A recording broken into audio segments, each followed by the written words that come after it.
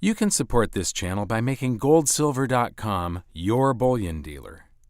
We have a price match guarantee, free shipping, experts on getting gold and silver in your IRA, global storage options, and an exclusive insiders program. Where does the next recession come from? Well, I think we're in one still, really. I don't think we really ever got out of one from 2008.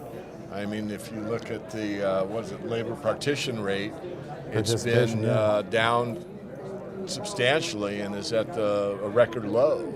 If you look at wages in real terms and take out the inflation lie, the average American's wealth has gone down steadily since 1972. So these are concepts that you won't hear from the New York Times. And the reason that unemployment is falling isn't because they're getting jobs, it's because they're dropping out of the labor force. They're not applying. Unemployment is calculated by the people that are filing for unemployment insurance and getting a check.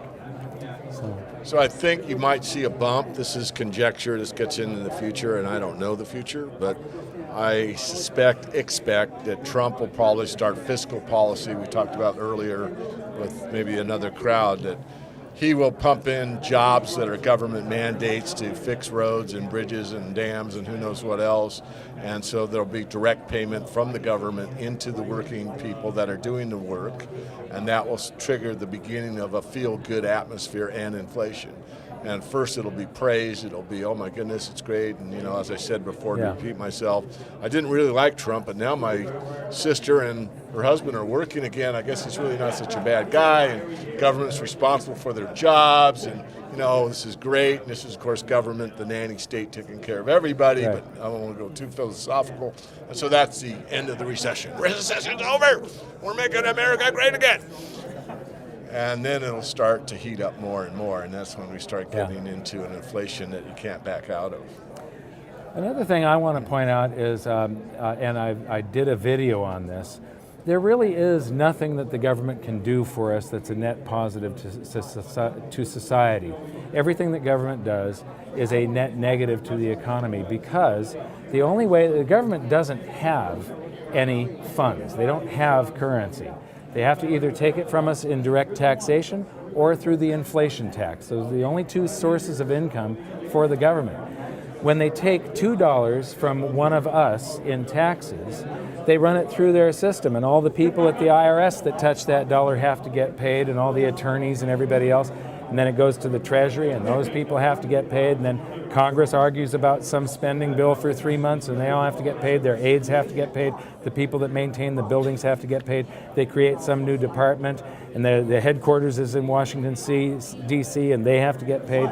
There's regional departments in every state, and they all have to get paid. And then finally some school teacher gets a buck that spits out the other end of this system after stealing $2 from the economy.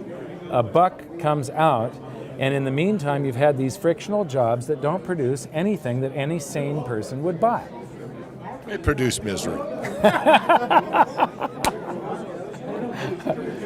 So these jobs programs, they can do as much of this as they want, and Roosevelt did a whole bunch of it, and a lot of people think that that's what got us out of the Great Depression, and it's not. It only extended the Great Depression. What got us out of the Great Depression was a couple of things: tremendous gold inflows into the United States as Europe started turning itself toward war, and then everybody going to work during World War II, but exporting all these goods. When Europe turned toward war, they took all their young men off the farms and turned them into soldiers, so all their grains had to be imported from the United States. So we had a tremendous trade surplus during World War II, and that led to an enrichment of this country. And it's those two things: going back to work for private industry, not necessarily for the government, and all of the trade surpluses that got us out of World War II, and a few other factors that have nothing to do with all of these great programs that Roosevelt supposedly came up with. Those programs, if World War II hadn't happened, that depression probably would have lasted another half decade or decade because of the government rushing in to fix things.